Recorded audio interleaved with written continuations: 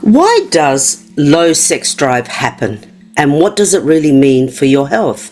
In this episode, Dr. Diane Mueller, naturopathic doctor, leading expert in sexual wellness and founder of My Libido Doc, discusses the physical, emotional and relationship causes of low libido in both women and men, and how understanding these root factors can help you reignite desire, balance hormones and restore vitality.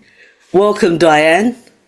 Oh, thank you for having me, Rita. It's going to be a great convo. And, maybe I'll just start by saying that it's estimated that 70% of people want to talk to their doctors about sex and their libido and don't, according to surveys. So I'm just so grateful we're talking about this today because I think it's something that people have on their mind, like what is happening here? But oftentimes we don't feel safe to bring it up and we feel like maybe we're going to make somebody uncomfortable. So I thank you so much for having me so we can, put those things away and really help some people.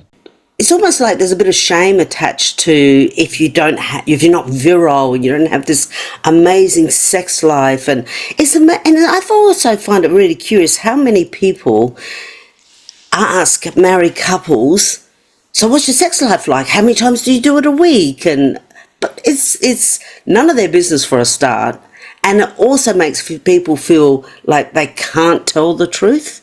Yeah, I think we ask those questions because we're all trying to figure out, are we normal, right? There's an element of what's normal? True. Are we on track? Are we normal? Are we off track? And it's a funny thing too, because even in medicine, we don't even really know what normal is. And so when we're actually defining low sex drive, low libido, in medicine, we call it hypoactive sexual desire disorder. That stupid mouthful. But in order to get this diagnosis, right, from your doctor, here's how you get it. You go to your doctor and you say, hey, doc, I've had a low libido. I've had a low sex drive for 6 months now. And the doctor's like, 6 whole months. Now we can officially diagnose you as having low libido. So if you tell your doctor that you've had a low sex drive for 5 months, you don't have a low libido. If you tell your doctor you have for 6 months, you do. But we're not even defining low as compared to what. So it's maddening because low, there's no definition for what is normal and what is not. So here's how I define it.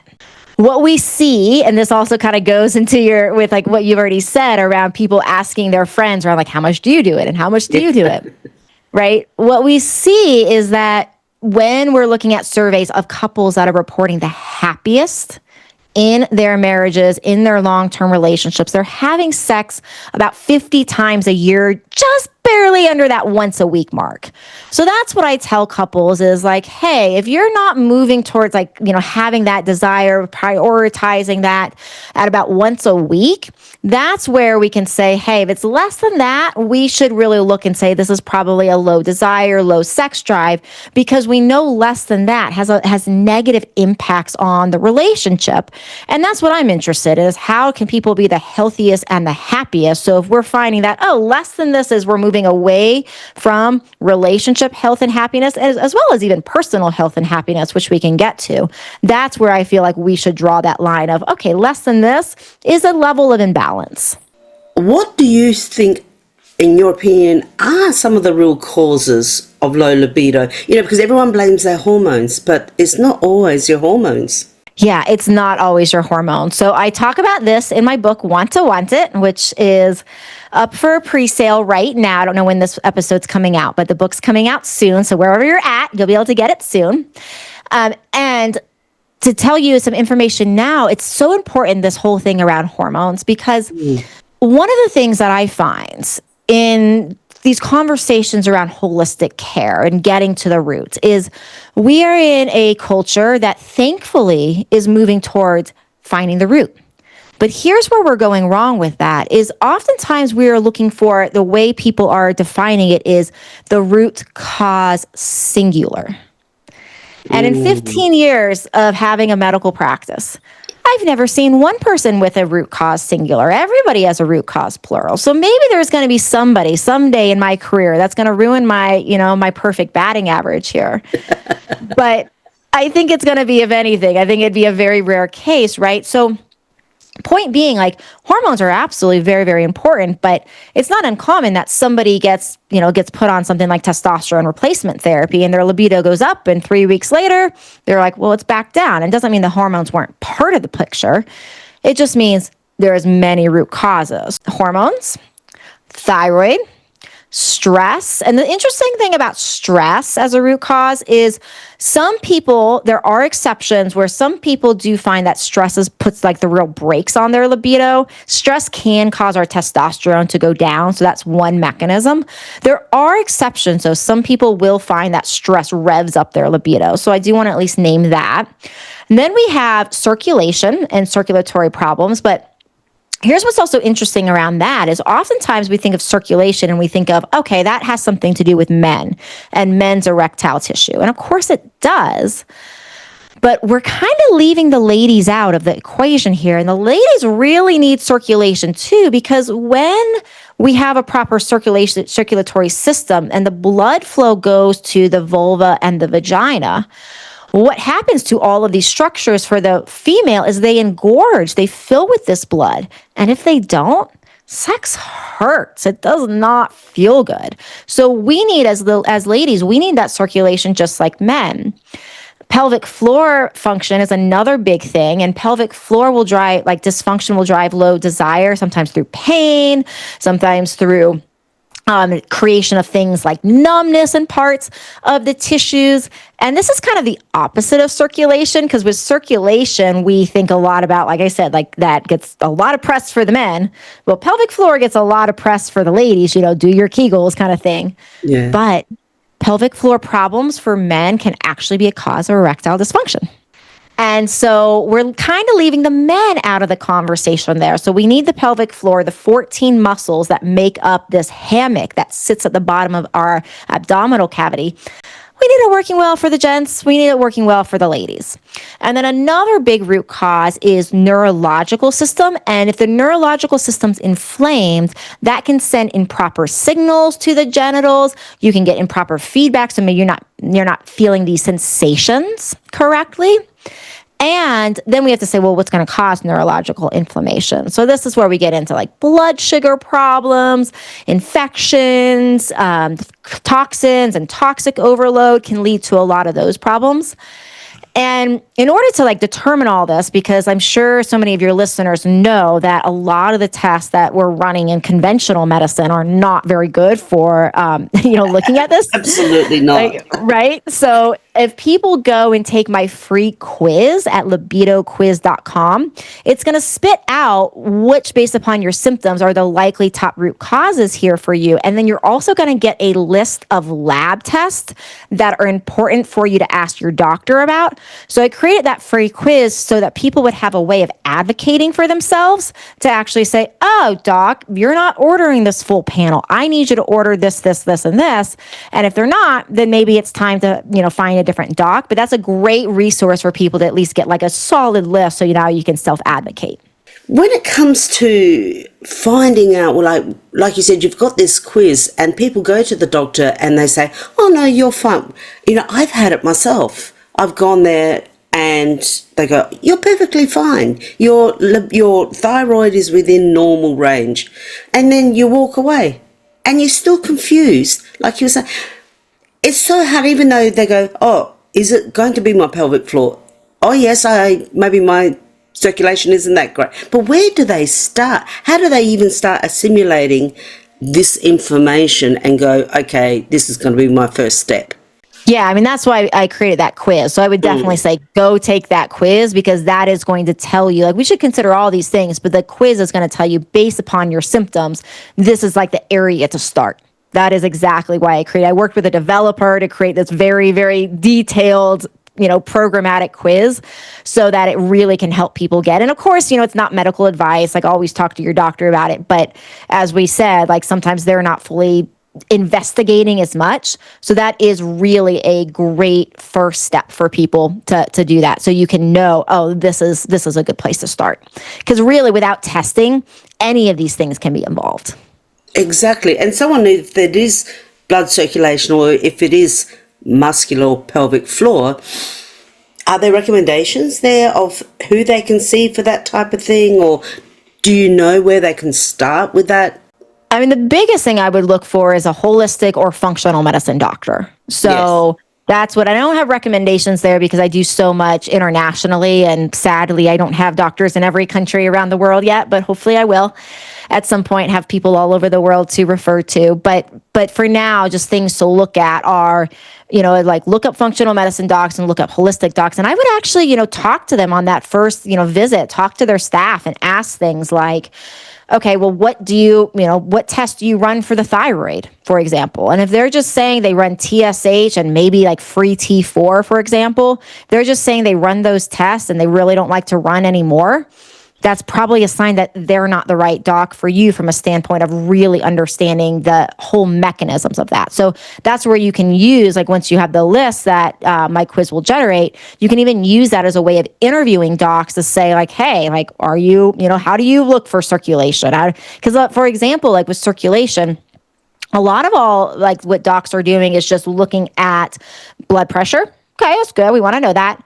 And looking at cholesterol. But what we even see of like the normal cholesterol panels is when we're doing scans of the arteries, like ultrasounds or like calcium scores, which are really showing the plaque on the arteries, which is really more the problem from a standpoint of the circulatory system, right? Is like, are the arteries full of plaque where they're not going to harden, they're not going to contract, we're not going to get the blood flow.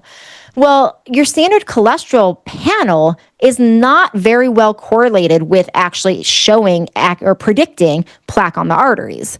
Now, if you order a serum, a blood marker called apolipoprotein B, that is a much better marker for showing. It's much better correlated with doing things like an ultrasound to see if there's plaque on the artery. That ultrasound much better matches that apolipoprotein B than a regular lipid panel. So now you know, okay, at a minimum, if you're going to look for things like circulation, scans are good, right? Imaging is great, but as a minimum entry point, you want to at least look at that apolipoprotein B so you get a sense of it, a better sense of it. And that's the kind of stuff how we want to advocate, and not make sure we're not just doing something basic in this example, like a lipid panel. Libido is kind of a reflection of your overall health. It is. And I'm so glad you brought that up, Rita, because I think so many times I feel like what happens for many people is they make a decision to be like, oh, you know what? My libido's low. I'm just not going to like prioritize. I just don't care anymore. And the libido is a flag of just like any other imbalance in the body, right? It's in many ways like people wouldn't say like, well, I just decided that I don't care if I have diarrhea every day and I'm just going to be okay with that. And we can make that decision for sure, but it would be very normal if somebody said like, well, I'm just going to live with my diarrhea, for somebody to be like, okay, well, there's clearly something going on while you have diarrhea every day. Maybe you should get that checked out. And yet we're still at a point where we haven't realized like what is behind a low libido. And so oftentimes there's like this separate category that when people are experiencing that they just put this on the shelf as like, well, I don't need to worry about it. When actually it's just a different imbalance in the body. It's just a different imbalance sometimes in the relationship, just like having diarrhea or any other symptom. We all, know about now, everybody talks about the mind-body connection. So when it comes to emotions, and if we can touch on now the emotions and the relationship issues and how that can affect. So you may be feeling full of energy, or, you feel like, oh, I can run 7, 10, 20 kilometers and I don't have any problems. And you think physically you're fit, emotionally and in your relationship, it's not going so well. Or how does that impact our libido? Yeah. There's three, when I look at libido and root causes, there's three different pillars, kind of like categories that I put the causes in. So the one's the physical root pillar that we've just talked about, all the physical things. The second pillar is the personal things. So this is anything from if we have body shame or genital image shame. It is if we have any shame with sex. It's are we feeling like we can be present in our body? Are we emotionally regulated? All of those things. And then the third category is interpersonal. And interpersonal is How is our relationship with our partner? Are we able to ask for our needs, our wants, our preferences, our desires? Are we able to receive that from our partner? Right? So those are the different areas. So we do want to consider all three of these pillars always in our conversation and our diagnostics and looking at the root cause here. So from that standpoint of what you were talking about, some of what you were talking about is in the personal pillar, right? So it's in that emotional like standpoint around like, okay, do we feel safe? Do we feel safe in ourselves? Now, if we don't feel safe in our partnership, that's in that other pillar. But we want to start to say like, are we actually able to stay present when somebody touches us? Not even sexually. Let's say just our partner puts their hand on our thigh, puts their hand on our belly, our back. Are we like, oh, I don't want them to feel my fat rolls, right? If we're thinking that way, one of the problems with that is the moment that we are in this place of being so worried about like this fat roll or that fat roll or how I look here or how I look there, it's impossible to enjoy pleasure because we cannot enjoy pleasure if we are not present. And if my mind is constantly leaving because of how I'm feeling about anything, right? How I'm feeling about my body, how I'm feeling about my genitals, any shame I have, any, anger I'm still carrying, any frustration. If my mind's out there, then it's very, very impossible to actually feel the arousal systems of the body. And really sex and intimacy, it's a mindfulness-based kind of stress stress practice, because what we're really doing is we're saying, hey, if your mind wanders to anything, your frustrations of the day, whatever it is, then just like with any other mindfulness-based type of activity, your mind wanders, and then the exercise is like, oh, I notice my mind's over there, and it's not present in the moment, and we bring it back, and the mind wanders in, and we bring it back, and mind wanders again, and we bring it back. That's really what we're doing with sex and intimacy. Like the mind may wander, it's normal, but we want to catch it and bring it back. And if we're finding that we're constantly in this phase where like we're not able to stay present with the touch and stay present with the sensations, then oftentimes there is some level of something in that personal realm that may need to be looked at. Like, what is our body image? What is our genital image? How are we feeling about ourselves? Do we have shame around our sexuality? Those kind of things. I think societal and family influence on sex would play a huge part. Like, especially if being told by your parents that sex is, not something to be celebrated. It's only should be in private. Or even some people like a generation back, or even in this generation, can say, sex is a bit dirty. Remember they always said, oh, sex is dirty. Don't, it's not to be talked about. It's not to be celebrated. All those subconscious beliefs must be playing a significant role in how you open up yourself, your heart to receive, sexual gratification. Yeah, exactly. And it's so interesting how much the world plays into this. Like even thinking about movies and porn, and we see these scenes, right? Like even like take like porn's its own category, but even take like regular movies where we see these scenes, and a classic like rom-com kind of hot scene is like, okay, guy like approaches woman and like, lifts up her skirt or whatever, and they're in some hot scene in the library, and in 2 seconds he's penetrating her, in 2 minutes she's orgasming, and they're both having the best time of their life. And it's not real, it's fantasy. It's just fantasy. Like that is Everyone's not looking at it, if only. Right, exactly. And so it's so easy to like the example I give is like the brain knows how to differentiate superheroes from reality. So we don't watch Superman and think like, oh, that's Superman and I can fly, right? The brain's so like it's so obvious to the brain that is fantasy and this is reality. But I think because, when we're dealing with things like watching other humans, that look like us in many ways, they're not in superhero costumes is what I mean by that. And they are engaged intimately. And that's oftentimes the only model we have of like, because we don't talk about this. So we have to get all the information we have from these scenes like that. And we see that and we think like, oh, that's what sex is supposed to look like.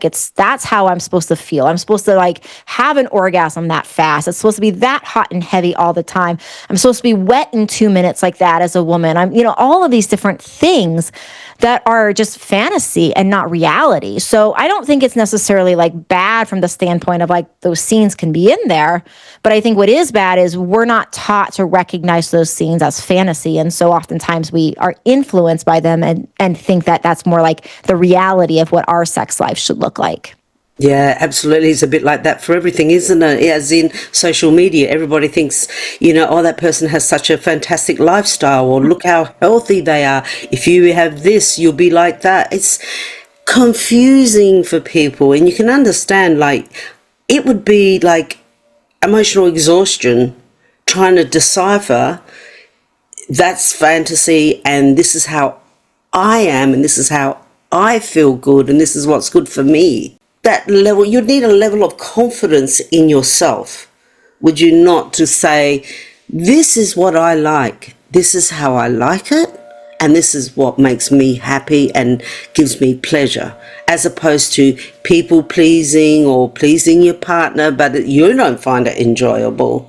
Yeah, that happens so much. And the cool thing, though, that I find for many people is like the bedroom is a great place to practice for the boardroom. And what I mean by that is that it can be a beautiful place for people to start speaking up and being like, oh, this is what I need and this is what I want. And for many people, this is like the first time it's a place where they can self-advocate for themselves. And if we're with the right partner and we're doing it the right way, and there's ways I help people learn how to do this more effectively because communication is crucial here.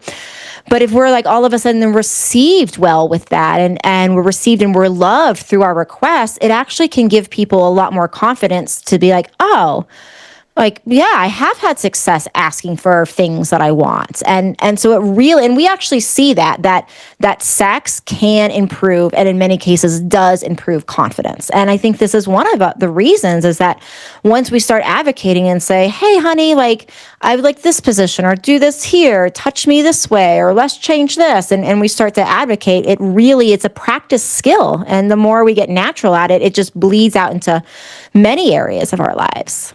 Centuries, women have been indoctrinated that we have to be passive in the bedroom. And Yes. our pleasure is about how much pleasure we give to our partner. Yes, it's so messed up. And, I think to further add on to that, another stat that people should realize, because this is a pretty important one, is only 18 to 30% of women can actually orgasm through penetration alone. So it's another myth, right? Like we're taught oftentimes, and like Freud did like some really bad things for females. One of the things he believed and he taught that it was that a female could have orgasms through clitoral stimulation pre-menarche, meaning pre her first menstrual period. But at the first menstrual period, she was spontaneously supposed to switch over to only having orgasms through vaginal intercourse. And if she was not able to do that, then she was frigid. So there was this real like cultural teaching around like this, intercourse and orgasm through intercourse as being like the way. And it's still in our culture and society today. And, intercourse is wonderful. It's a wonderful like part of the whole experience, but it's only one of many wonderful parts. And for most women, for the majority of women, we need other types of stimulation other than just penetration to actually experience the depths of our pleasure.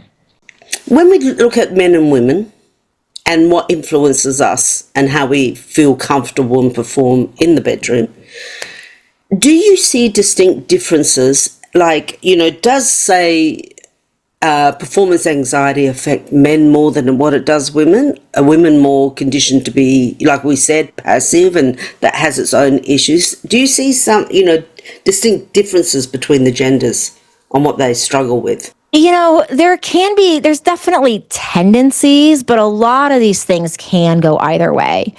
For women, it's like you're not dealing with like the performance anxiety that men are, but a lot of women are worried about needing to orgasm at the right time or needing to orgasm at all. And, there's this like vicious cycle that gets oftentimes created for the female, especially for the female that is not able to orgasm through intercourse alone, the majority. If there's not this awareness and there's just that focus on penile sex, because oftentimes she'll feel like a level to perform the orgasm and be like, okay, well, I have to give my partner this orgasm. Otherwise they're going to feel like they're incomplete or that they're letting me down. So oftentimes females know that it's a very important thing for their partner to feel like he provided this to her.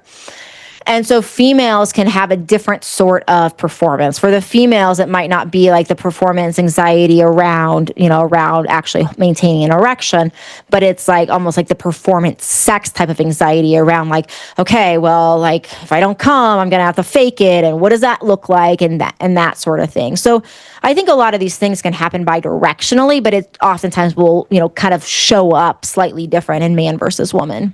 When it comes to, you talk about, reigniting desire in your clients. So how can you give us a snippet for someone who's gone, oh, wow, this is what I need? Can you give us a snippet of how you help clients to reignite that desire? What do you do with them? Yeah, I mean, there's so many different components of this. So I have tons of classes and workshops and online ways of helping. Definitely more than we can cover now, but I'm always about action. I'm always about action right now. So one of the first steps for that is I find that oftentimes people need to find a way to motivate themselves. And especially if it's like most humans where most humans these days are productivity focused and high performers, and we're balancing so many different things. And it's so easy to put that on the desire on the shelf as like, well, maybe it's important, maybe I don't care, but whatever, I'll attend to it later. So here's the exercise. That being said, make a values list. And so write your top values just on a piece of paper, kind of top to bottom, meaning the top two, hopefully, are going to be yourself and your partner. And, in God's spirit, if you believe in anything like that. If it's not, if you find your partner's not right there at the top, it definitely would be a good time to talk to a therapist about that, because most relationship coaches have said that, hey, that's incredibly important for the health of relationship to have your partner at that top of the value. But make your values list. Now, second exercise, draw a circle and make a pie chart. You're putting 24 pieces of pie in the circle. They don't have to be equal in looks. It doesn't have to be pretty. Just make 24 pieces of pie. And when you do this, you're going to write in hopefully 7 to 9 of them. You're going to write sleep, because that's what you're doing during those 24 hours of the day, or doing those portion of the day. Then we're going to fill in the rest of the pieces of pie with what you're doing hour by hour on average. And this is an aha exercise. It's kind of like deciding one day when you think like, oh yeah, I'm eating pretty well. And then you decide to use an app to actually write down what you're eating. And you're like, wow, I'm like, nah, maybe I'm not eating as well as I thought, right? For a lot of people, it's that aha moment of like, yeah, I think I have I see my partner at breakfast. I see him at dinner. Like, I think I'm like giving him time. I'm talking about him specific time, not when it's him and the children are running around, not when it's him and you're managing work, like him or her specific time. And what you're looking for is, do you have a place in the pie for your top values? Yourself, your partner, and God's spirit, if you believe any of those things. And if you do not have a place in your pie chart for those things, if this continues over months, years, you are going to have a problem. So it's kind of like looking at food and being like, oh yeah, well, okay, I can get away with this for a couple weeks, sure. But if I continue to eat chocolate cake every day, months and years go by, I might have a problem. And, the problem might be diabetes. The problem might be all sorts of things. So it's just that aha moment. And the other key piece of this is to remember, in the words of a mentor of mine who wrote a book called Someday, Sam Horn, is that someday is not a day of the week. We got to remember that we're seeing this when we're seeing this, and the value list is right there. And we don't have time for, we don't have a place for our partner in our pie chart. That if we say we're going to get to this someday, some days actually is not actually a real day. So that is that first step to say, holy crap, holy cow, like this is a real thing. It's in your face. You can see the problem. And that is oftentimes that motivational step for people to say, you know what? This is a very risky thing to do, to download this, this book or to sign up for this course, but I'm going to do that and I'm going to take action today because someday's not a day of the week. When you're busy, you're stressed, you have a newborn or you have a young toddler, and you're both working, sex goes on the back burner for so many, and even the desire, because you're so exhausted, goes right down. So it's making that special effort. Like I like a lot of my friends my age, and we've been married a long time, and we still go, you know what, factor in date night. Yes. We're going to put in date night, not, oh, let's just go to the movies. Because that's just like, let me escape the boredom from home and my routine. But calling it date night, all of a sudden it's like, oh, I might get dressed up, Yes. Maybe we'll go what about a little meal beforehand with a glass of wine, and talk to each other. Essential. I find it's essential. And it is going that extra, and it feels like it can be something that's just on your to-do list, but it's really important for it to be something special. How much does a healthy diet play into having a healthy libido? Well, a lot, but the thing that I always like people to know in this regard is my personal belief around aphrodisiac foods is don't look like for a list of aphrodisiac foods on the internet and be like, oh, I'm going to eat these foods and my libido is going to be great. So here's why. So if we look at aphrodisiac foods, one of the big aphrodisiac foods is oysters. And oysters has likely been known as an aphrodisiac food because it has a lot of zinc, which helps us create testosterone. Now, oysters, in my experience of talking to people about oysters, is generally a love-hate type of thing. You either love oysters or you hate them. Some people are in the middle, but most people, when I've gone out, yeah, exactly. That's how most people are. And so if we're going to say this food is an aphrodisiac, but it feels not good to us, we don't like the experience, we're just trying to get it down because there's no pleasure there. Now I'm checked out of my body. Now I'm not enjoying. That is not going to be a turn on to my body. So I don't really personally prescribe to those aphrodisiac foods. I think it's just a fun conversation. But what I do find is that the foods that tend to help the libido are the foods that are non-inflammatory and that actually feel good in our body. So, making sure our industrial seed oils are out of the diet, making sure we're not on a lot of sugar. And if we're using our maple syrups, our molasses, our honeys, our healthy types of sugars.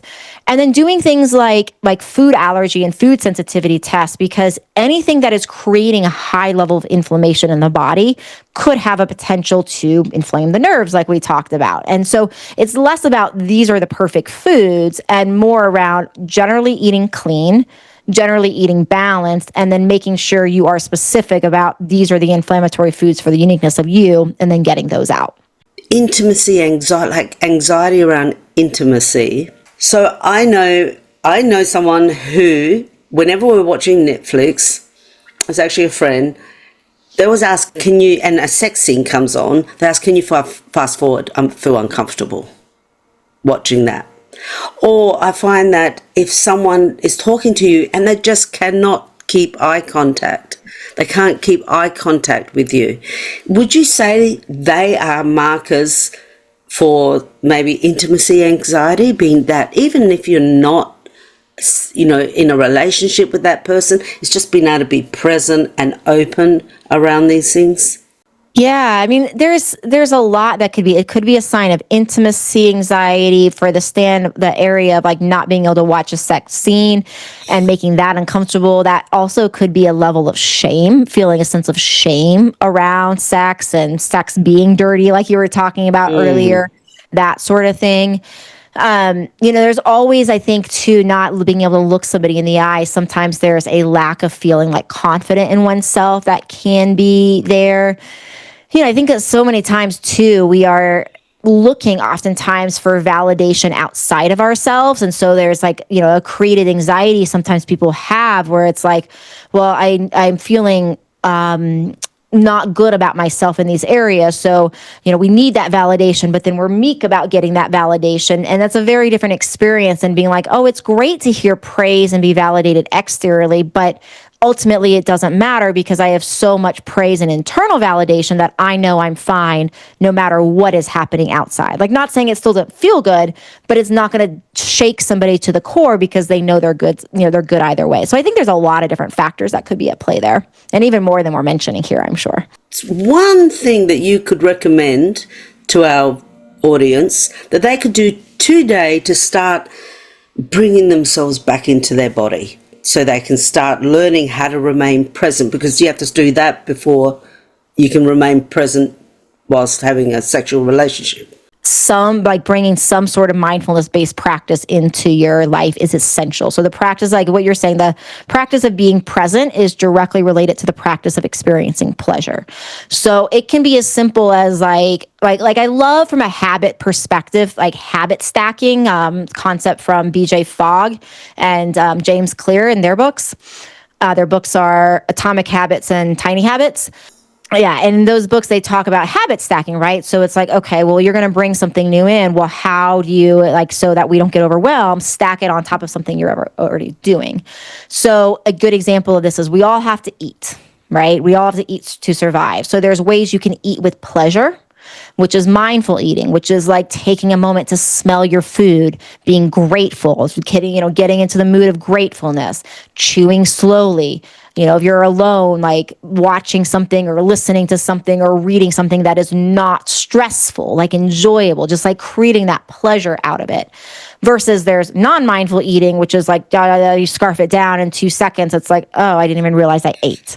So, so bringing in some pleasure, mindful activity like that. You can do it when you're walking by taking a mindful walk, which means instead of doing the to-do list in your head, you're going for a walk in nature and you're just like, I hear the sound of the birds. I hear the trees rustling. I hear my feet on the ground, the sand, the road, wherever. And so, that's what we can do, is these activities that we're already doing, taking time every day to spend at least one of these activities with intentionally bringing in and making it a mindful activity. So you're not adding things, you're just changing how you do them to practice the brain. And same thing, if the brain wanders in these activities, you just bring the brain right back to the mindfulness, because that's what you're doing with sex. And when we practice that outside of the bedroom, it really goes and applies to what's happening inside the bedroom. Dr. Diane Mueller, thank you so much for coming on and sharing your wisdom. And I tell you, if anybody loves what you've been saying and they feel that they do need some help around their sexual health, please, all of her details will be in the show notes, website, socials. Connect with her, take that quiz, because that's your first step. The quiz will give you so much information, and then once you have that information, reach out, because sexual health is really, it's going down between couples. We need it to go the other way. Indeed. Yeah. Thank you for having me. Like you said, all the links will be in there. Another fun link for everybody is havehotsex.com. And that's like a one-stop link to get freebies and products and discounts and, a whole lot of other stuff. So it's another fun one for you. But thank you for having me, Rita.